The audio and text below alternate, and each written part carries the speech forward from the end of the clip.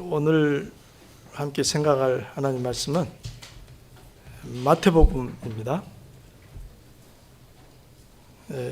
여러분이 한 주간 동안 각자 읽으신 말씀 중에서 오늘은 한 부분을 보도록 하겠습니다. 마태복음 20장 1절부터 16절입니다.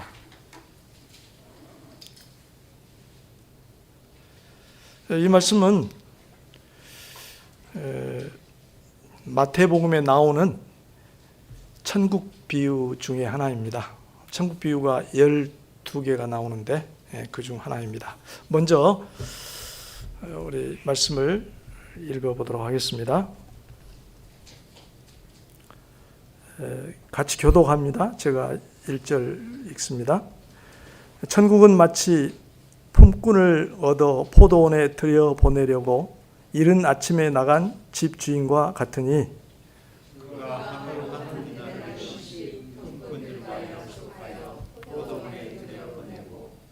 또 제3시에 나가보니 장터에 놀고 서 있는 사람들이 또 있는지라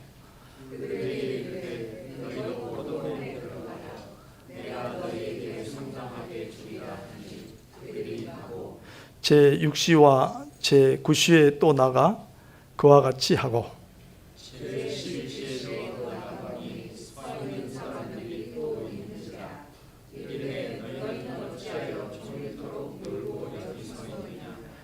이르되 우리를 품꾼으로 쓰는 이가 없음이니이다.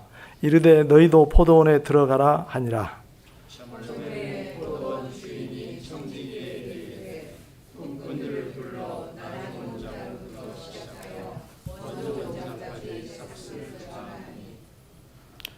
제11시에 온 자들이 와서 한 데나리온씩을 받거늘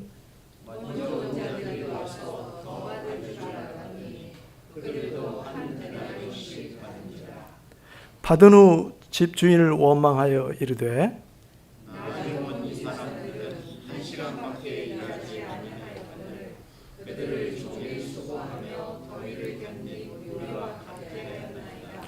주인이 그 중의 한 사람에게 대답하여 이르되 친구여 내가 네게 잘못한 것이 없노라. 네가 나와 한 데나리온의 약속을 하지 아니하였느냐.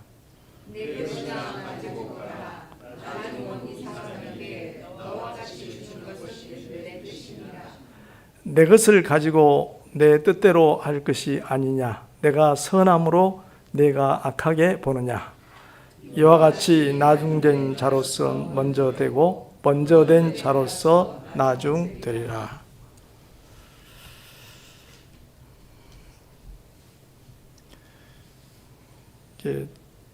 천국 비유 12개 중 하나인데요. 우선 천국 비유라는 말 좀 생각해 보십시다. 마태복음에는 천국이라는 용어가 얼마나 몇 회나 나올까요? 상당히 많이 나옵니다. 36회가 나온다고 합니다. 천국. 우리가 이 마태복음의 천국에 대해서는 여러분이 여러 차례 들으셨고 잘 알고 있을 텐데 잠깐 생각해 보도록 하겠습니다. 보통 이제 우리가 흔히 천국 하면 사람들은 아마도 반사적으로 천당을 떠올릴 것이고 그 천당은 사람들 의식 속에 죽은 후에 가게 될 좋은 곳 정도로 이해가 될 것입니다. 그런 관점으로 이 천국 말씀들을 보면 이해가 잘 안 되겠죠. 그러면 천국 비유에 천국은 무엇입니까? 천국은 우선 문자 그대로 하늘천 나라 국자해서 하늘나라입니다. 그런데 그 하늘이라는 말을 마태는 하나님을 가리키는 말로 대체해서 사용했습니다. 그것은 여러분 잘 아시는 대로 마태복음의 주 독자가 유대인들이었고 유대인들은 하나님의 성호를 직접 입으로 부르는 것을 꺼려했고 그래서 하늘이라는 말로 대신했죠. 마태는 그것을 따라서 하늘나라, 천국이라는 말로 하나님의 성호를 대신했습니다. 그러므로 천국은 하나님 나라를 말하고 천국 비유는 하나님 나라에 관한 비유입니다. 그러므로 우리가 천국 비유들을 공부하면서 하나님 나라가 무엇인지를 알 수가 있습니다. 마태복음에 소개된 천국 비유 12개를 잘 살펴서 공부하게 되면 비유 하나하나가 다 의미심장하지만 12개가 마치 모자이크가 맞춰지듯이 천국의 성격이라 할까? 천국 사역이 이루어지는 모습에 대해서 훨씬 더 충분한 그림을 가질 수가 있을 것입니다. 오늘 공부할 이 비유는 선한 포도원 주인 비유라고 이름을 붙여봤습니다. 우리 성경에서는 그쪽 제목을 포도원의 품꾼들이라고, 품꾼들에 조금 초점을 맞추기도 했고, 달리 제목을 붙일 경우도 있지만 여기는 주인에 초점이 있는 것 같습니다. 물론 여기에 포도원 주인은 비유적으로 하나님을 가리킵니다. 이제 1절을 보니까 이렇게 시작합니다. 천국은 마치 품꾼을 얻어 포도원에 들여보내려고 이른 아침에 나간 집주인과 같으니. 이 문장의 가장 골자만 뽑으면 천국은 집주인과 같으니가 될 텐데,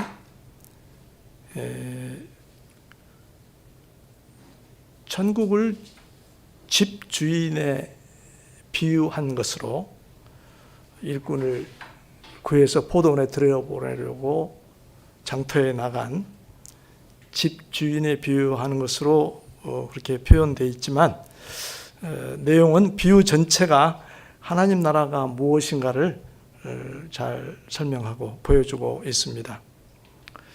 이 비유의 말씀을 통해서 하나님 나라의 중요한 한 가지 특성 또는 그 양상을 우리가 배울 수 있습니다. 오늘 공부 방식은 오랜만에 문제를 던지고 문제를 풀어가는 형식으로 해보도록 하겠습니다. 자, 1번 문제 함께 읽어보도록 하겠습니다. 주님께서는 어떤 상황에서 누구에게 이 비유를 말씀하셨는가? 이 질문에 답하려면 바로 앞 문단을 우리가 들여다봐야 되겠습니다. 20장부터는 완전히 앞부분과 끊어진 단락된 독립된 그런 내용이 아니고 말씀이 이어지고 있는 걸 볼 수가 있는데, 그것은 우선 우리 성경에는 잘 나타나지 않지만 20절 첫머리에 성경 원어에는 접속사 왜냐하면이 붙어 있습니다. 왜냐하면 천국은 마치 품꾼을 얻어, 이렇게 되겠죠. 그것만 봐서라도 이 19장에서 종결된 이야기의 연장선상에 20장 말씀이 주어지고 있구나 하는 걸 알 수가 있고, 또 한 가지의 흔적은, 그 표시는 19장의 마지막 절과 오늘 비유의 마지막 절이 같은 내용으로 되어 있습니다. 우리 19장 마지막 절 30절 같이 읽어보도록 할까요? 그러나 먼저 된 자로서 나중되고 나중된 자로서 먼저 될 자가 많으니라. 오늘 비유 말씀 마지막 절 16절 같이 읽어봅니다. 이와 같이 나중된 자로서 먼저 되고 먼저 된 자로서 나중되리라. 표현은 약간 순서가 바뀌었지만 동일한 말씀이 이 비유를 앞뒤로 감싸고 있습니다. 이 두 가지 표시를 볼 때 20장 이 비유의 말씀은 19장 뒷부분에 마지막 부분에 있는 문단의 연장선상, 그 문맥 가운데서 우리가 파악을 바라보는 게 좋을 것 같습니다. 앞문단을 그러면 너무 멀리는 가기 어렵고 27절부터 한번 보도록 하겠습니다. 어떤 내용의 얘기가 있었는지 27절부터 30절까지 거기도 우리 교독합니다.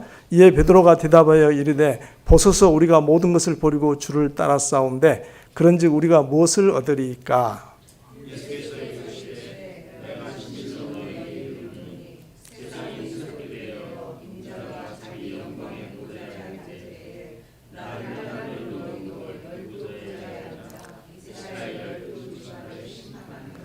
또 내 이름을 위하여 집이나 형제나 자매나 부모나 자식이나 전토를 벌인 자마다 여러 배를 받고 또 영생을 상속하리라.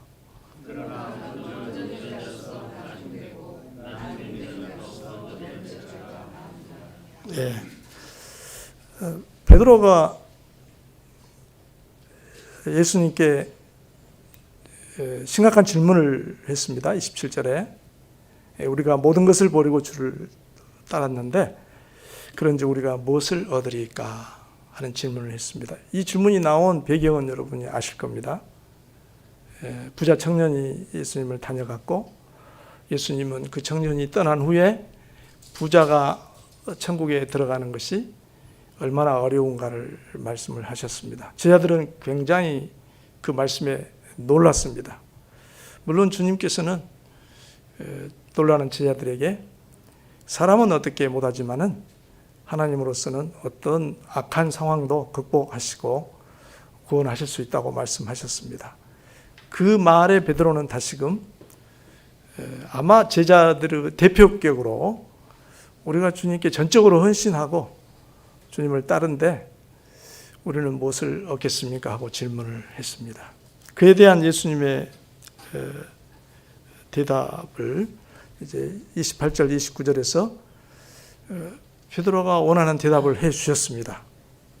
마지막 날에 그들이 굉장히 중요한 일을 수행하게 될 거라는 얘기, 그리고 그들이 여러 배를 다시 받고 영생을 상속할 것이라는 베드로의 대답에 걸맞는 질문에 걸맞는 대답을 했습니다.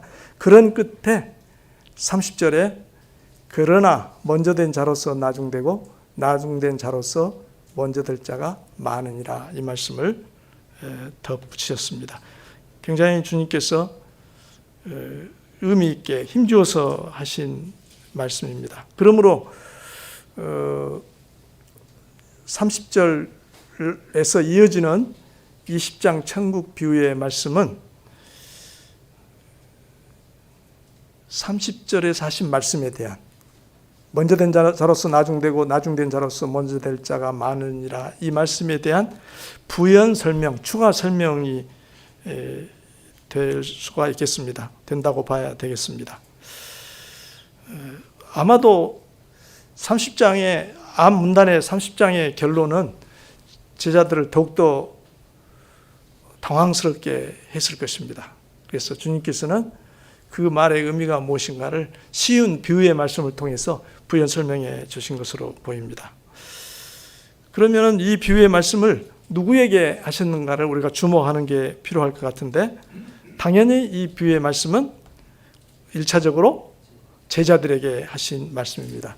우리가 19장 조금 거슬러 올라가면 이 장면, 이 무대가 어떻게 됐는지 볼 수가 있는데요. 23절에 보니까 예수께서 제자들에게 이르시되 내가 진실로 진실로 너에게 이르노니 부자는 천국에 들어가기가 어려우니라, 이렇게 말씀하셨고, 또 좀 내려와서 25절에서도 제자들이 듣고 몹시 놀라 이르되 그렇다면 누가 구원을 얻을 수 있으리까?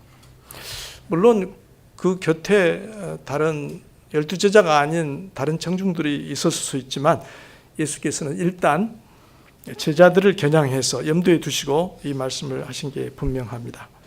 그런 점에서 가장 헌신된 제자들을 염두에 두시고 하신 말씀이라는 점에서 그 안에 담긴 메시지가 더 강렬하게 우리에게 다가옵니다.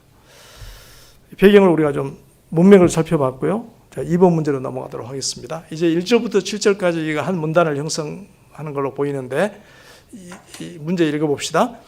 포도원 주인이 일꾼들을 고용한 시간대를 살펴보라. 마지막에 채용된 사람들은 어떤 상황에 놓여 있는가? 답은 참 쉽습니다. 다시 한번 쭉 훑어보면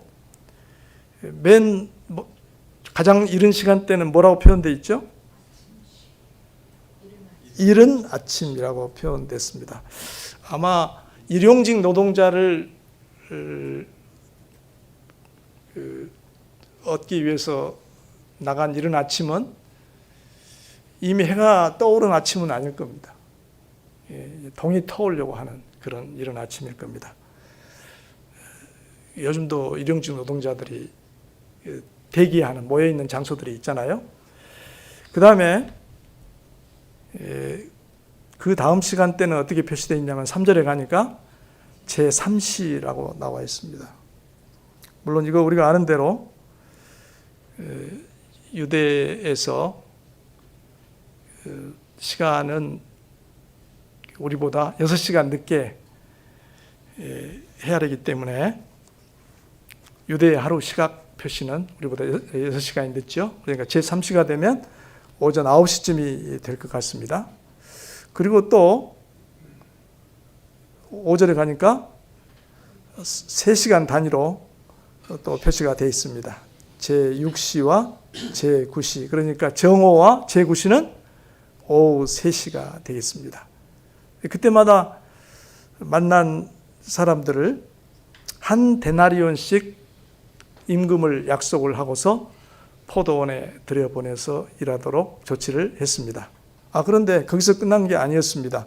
6절에 가니까 제11시에도 나가 보니까 사람들이 서 있어서 그들을 또 일터에 포도원에 들여보냈습니다.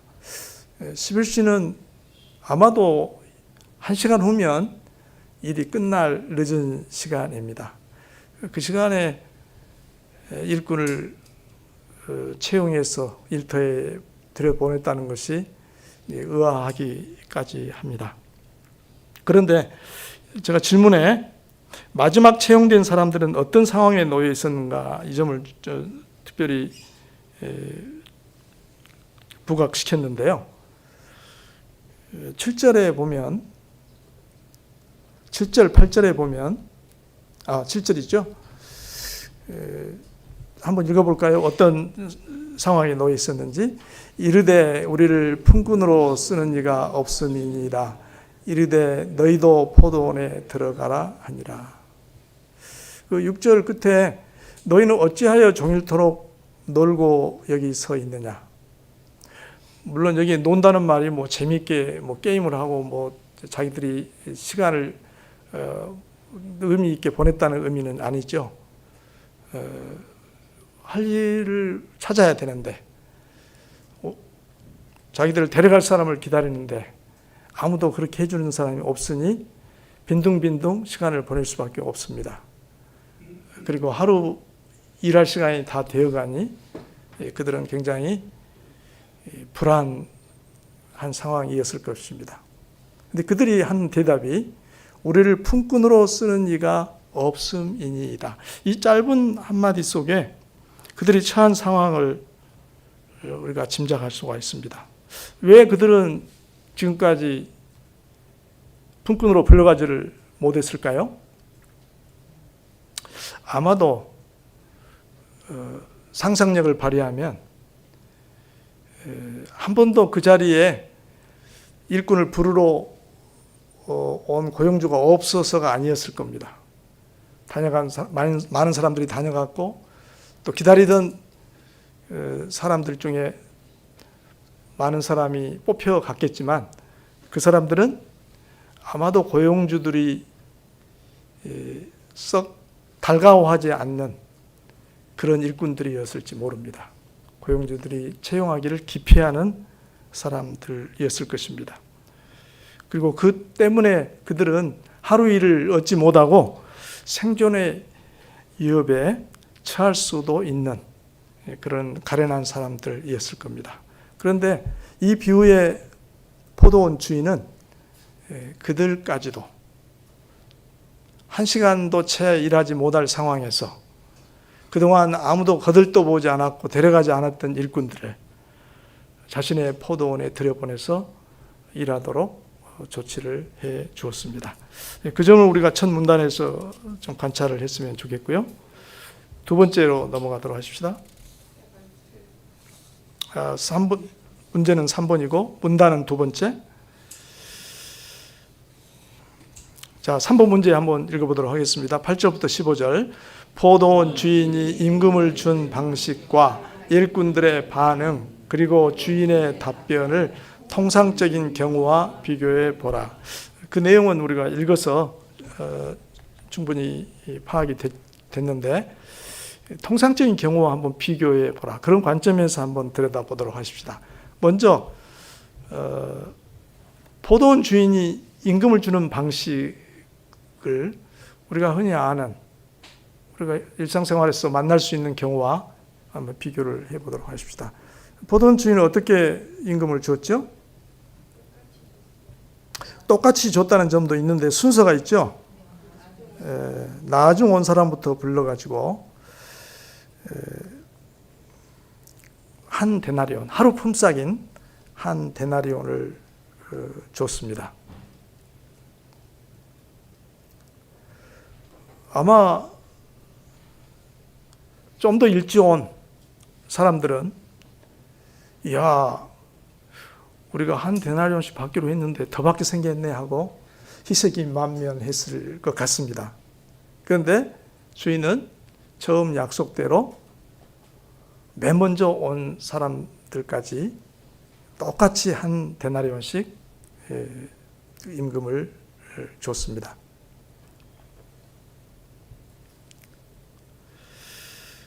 아마도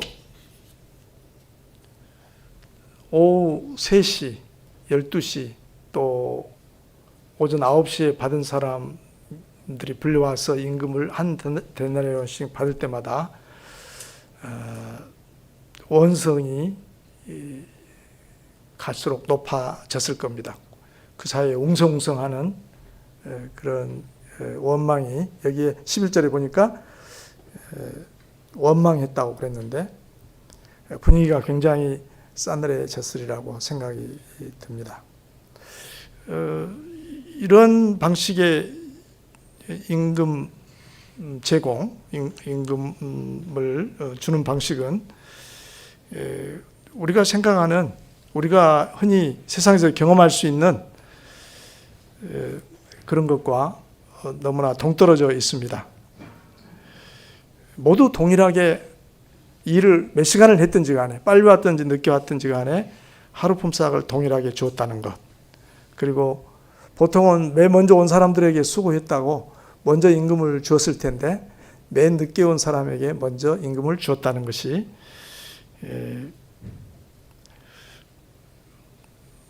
상당히 납득하기 어려운, 경험하기 어려운 그런 상황인 것 같습니다. 그러나 예수님은 일부러 포도원 주인의 행동에 그런 내용을 부여해서 포함시켜서 이 말씀을 하고 있습니다.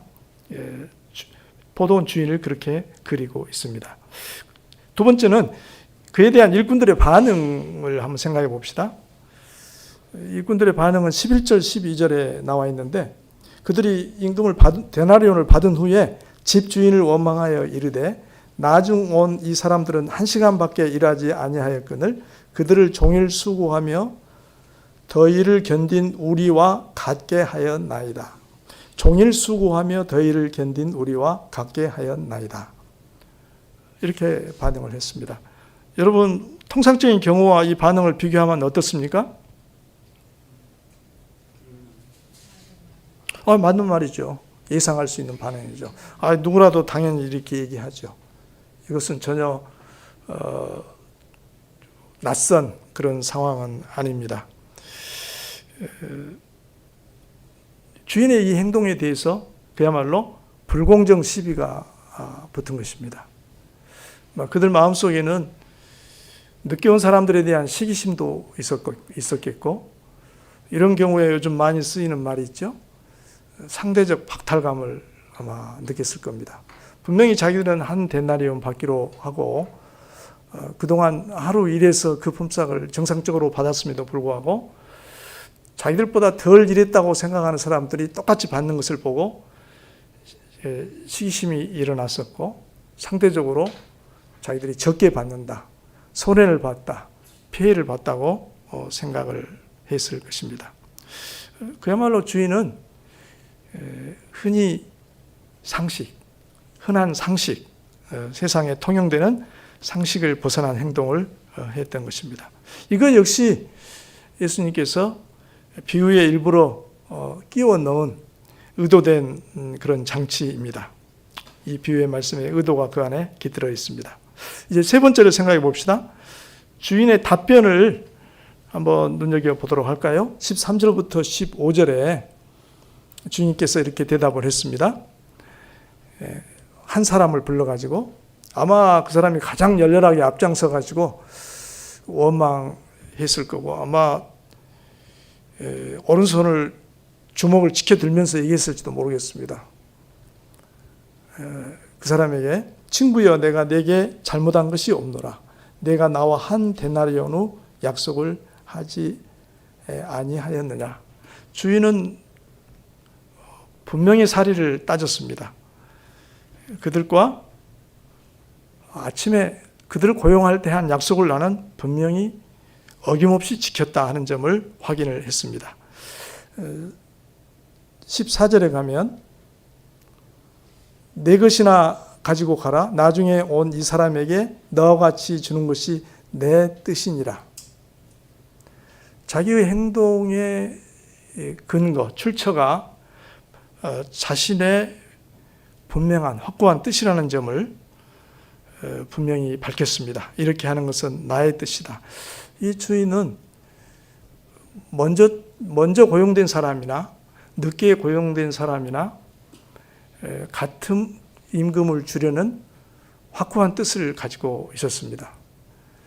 그 역시 우리 상상을 자극하는데, 몇 시에 일터에 들어왔든지 그들은 그날 번 것으로 가족의 생계를 꾸려가야 할 일용직 노동자들이었을 것입니다.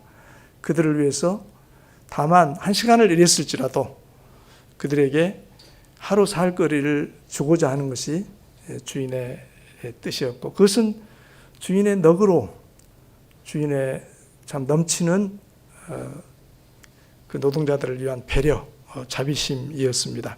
그 점을 확고하게 그 사람에게 천명을 했습니다. 15절에 보니까 내 것을 가지고 내 뜻대로 할 것이 아니냐, 내가 선함으로 내가 악하게 보느냐.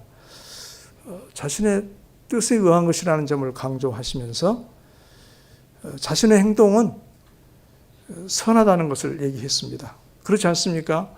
그분은 아침부터 장터에 나가서 일꾼들을 불러다가 그들에게 일할 기회를 줬습니다. 그리고 일찍 일거리를 구하지 못한 사람들까지도 늦은 시간까지 데려다가 그들에게 하루에 생존에 필요한 임금을 받을 수 있는 기회를 제공을 했습니다. 어디 객관적으로 나무랄 데가 없는 것인데, 이 사람들은, 일찍 온 사람들은 그것을 악하다고 평가하면서 비난을 했던 것입니다. 이러한 주인의 태도와 입장은 예수님께서 비유로 의도하신 바가 있어서 여기에 끼워 넣은 중요한 장치입니다. 이 답변 속에 천국에 대한 강력한 가르침이 들어있음을 우리는 이제 보고 있습니다. 그래서 이제 마지막 한 절을 가지고 우리가 전체적으로 교훈을 정리해 보도록 하겠습니다. 자, 16절을 읽고 문제 한번 읽어보도록 할까요? 이 비유가 천국에 관해서 가르치는 것은 무엇인가? 이 교훈을 안문단의 사례에 적용하여 설명해 보라. 16절의 말씀은 이와 같이 나중된 자로서 먼저 되고 먼저 된 자로서 나중되리라, 이렇게 결론을 내렸습니다. 언뜻 우리가 이 비유의 말씀 끝에 이 결론을 받아들고는 때때로는 이게 뭐지 하는 생각을 좀 느끼기도 합니다. 이 비유의 결론으로 이게 어떻게 된 거지? 잘 맞나? 그 논리적인 연결이 어떻게 되지? 좀 어색한데 왜 이런 결론을 내리셨지? 하는 생각을 할 수도 있습니다. 그런데 이 말씀의 첫 그 서두에 이와 같이라고 말씀하신 접속사를 붙인 것으로 봐서 주님은 이 비유의 결론으로 말씀하신 것이 분명합니다. 이것이 독립된 구절이 아니고 이 비유의 결론으로 말씀하신 것이 분명합니다. 물론 아까 살펴본 대로 앞장 마지막 절인 19장 30절과 약간 다르게 표현되어 있습니다. 첫째는 앞뒤가 바뀌어서 표현되어 있습니다. 나중된 자로서 먼저 되고 먼저 된 자로서 나중되리라, 20장에서는 그렇게 되어 있고 19장에서는 먼저 된 자로서 나중되고 나중된 자로서 먼저 될 자가 많다, 그렇게 표현됐습니다. 그러나 내용은 다름이 없습니다. 두 번째, 19장 30절 말씀에서는 많으니라라는 서술어가 나와 있습니다. 이거 우리가 주의할 점은 이런 역전이 항상 일어나는 건 아니라는 것입니다. 주님께서는 각 사람에게 가장 합당하게 보상하실 것입니다. 그 점을 이 두 절을 비교하면서 우리들이 좀 관찰을 하고요. 그러면 이 비유의 결론으로서 16절 말씀은 무엇을 의미하는가 정리해서 생각을 해보도록 하겠습니다. 두 가지를 제가 말씀드리려고 합니다. 첫째는 이것입니다. 읽어봅시다. 이 비유는 제자들의 오해를 교정하는 목적이 있다. 제자들의 오해를 교정하는 목적이 있습니다. 베드로의 질문과 그에 대한 예수님의 대답 속에서 대답하는 가운데 예수님은 그들이 가질 법한, 충분히 갖게 될 오해를 교정해 주고 계신 것 같습니다. 제자들은 일종의 특권의식을 가졌던 것 같습니다. 12제자로 부름을 받았고 그들은 그 누구보다도 전적으로 예수님께 헌신된 그런 사람들이었습니다. 그래서 주님께서 그들을 대하는 방식은 다른 사람들을 대하는 방식과 다를 거라든지 또는 달라야 한다고 생각하고 있었을 것을 주님은 마음속에 생각하신 것 같습니다. 그래서 주님께서는 그 점을 지적하고 계신다고 보여집니다. 물론 주님은 제자들에게 보상을 분명히 약속하셨습니다. 베드로가 원하는 대답을 해 주신 것이 분명합니다. 우리가 앞장 28, 29절에서 그 점을 살펴보았죠. 그러나 주님은 이제 이렇게 말씀하십니다. 그러나 먼저 된 자로서 나중되고 나중된 자로서 먼저 될 자가 많으니라. 지금까지 너희가 내 가까이에 있었다고 해서, 먼저 부름을 받았고 내 가까이에 있었다고 해서 앞으로도 계속 혜택을 받는 소수, 그것도 독점적인 소수가 되리라고 생각하지 말라. 뒤에 들어온 사람들, 후에 나를 따르는 사람들도 똑같이 포도원 주인이 모든 일꾼에게 일당을 주었듯이 그들도 일당을 받을 수가 있을 것이다. 받게 될 것이다.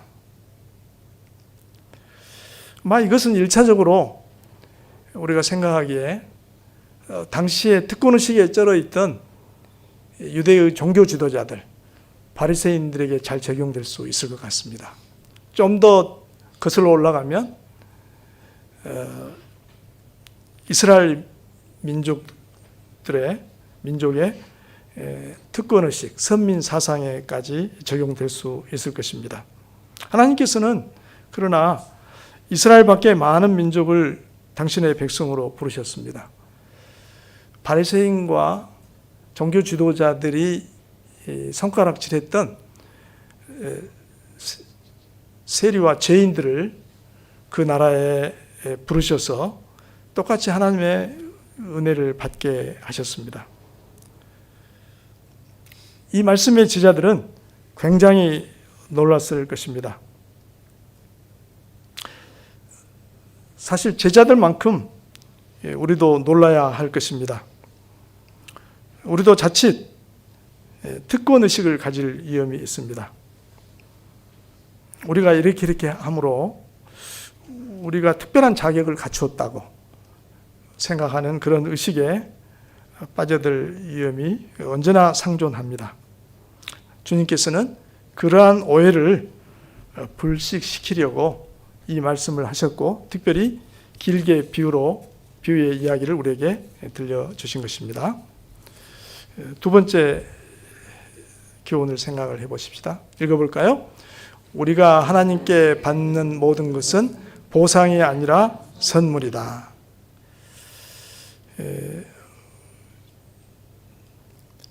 포도원 주인처럼 하나님께서는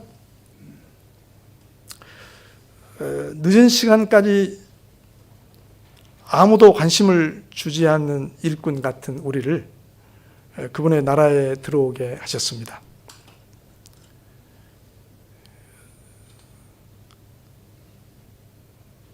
이 비유에서는 그 점을 참 강조를 했죠.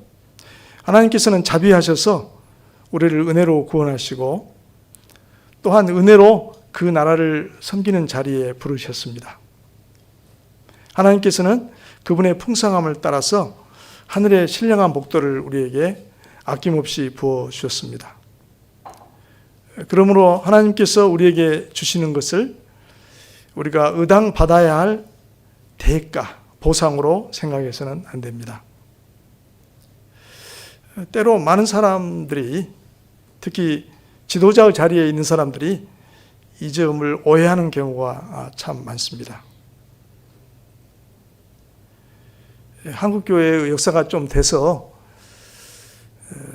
뭔가 나름대로 일생을 사역에 바치고 은퇴하는 지도자들 중에 이 점에 대해서 크게 오해하고 실패하는 사례를 우리는 많이 보고 있습니다. 오히려 우리는 마땅히 할 일을 한 것뿐이라는 그런 자세를 가져야 할 것입니다. 주님께서는 다른 자리에서 이러한 교훈을 우리에게 주신 적이 있습니다. 누가복음 17장 7절부터 10절을 잠시 읽어보도록 할까요? 여기에 제가 실었습니다. 교독을 하도록 하겠습니다. 너희 중 누구에게 밭을 갈거나 양을 치거나 하는 종이 있어 밭에서 돌아오면 그대로 곧 와 앉아서 먹으라 말할 자가 있느냐?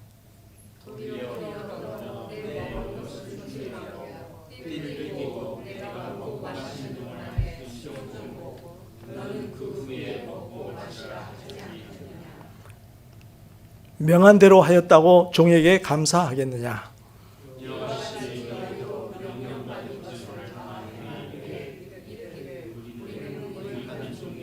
우리가 하여야 할 일을 한 것뿐이라 할지니라. 이 교훈을 받아서 우리 베드로 사도도 소아시아 지방의 성도들에게 편지하면서 이런 말씀을 했습니다. 그것도 한 구절 읽어보도록 하겠습니다. 베드로전서 4장 9절부터 11절입니다. 서로 대접하기를 원망 없이 하고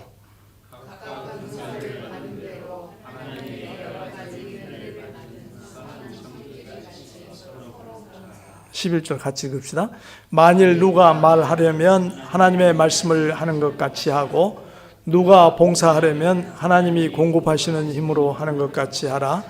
이는 범사에 예수 그리스도로 말미암아 하나님이 영광을 받으시게 하려 함이니 그에게 영광과 권능이 세세 무궁하도록 있느니라. 아멘. 그래서 바울 사도는 교회에 있을 때마다 나의 나된 것은 하나님의 은혜라 하는 고백을 했던 것을 우리는 기억합니다. 오늘 포도원, 선한 포도원 주인의 비유, 이렇게 우리가 두 가지 교훈을 새기면서 생각해 봤습니다. 함께 기도하겠습니다. 자비하신 주님, 오늘 주신 말씀에 감사드립니다. 이 비유의 말씀을 통해서 저희가 하나님 나라의 백성으로서 어떤 생각과 자세를 가져야 할 것을 배웠습니다. 저희가 스스로에 대해서 특권의식을 갖는 우리를 범하지 않게 해 주옵소서. 저희가 가진 것은 모두 저희가 획득한 것이 아니라 전적으로 주님의 은혜에서 비롯된 선물임을 알고 오직 감사함으로 섬기는 자들이 되게 해 주옵소서. 예수님의 이름으로 기도합니다. 아멘.